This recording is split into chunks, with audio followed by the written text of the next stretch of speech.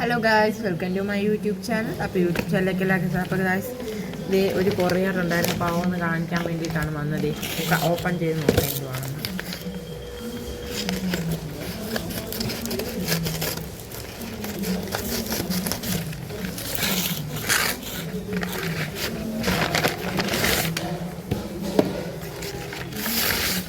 ഈ ബോക്സാണ് രണ്ടെണ്ണം. എന്നോളം ഉലകിലൊരു വഴിനി അഴകു തികയുവതില്ലല്ലോ മറ്റാരും വരളുമുയിലിനി കുളിരു പകരുവതില്ലല്ലോ നറുമൊഴിയരലുകൾ കരളിലെ കുരുവികൾ കുറുകുവതനുപമമാ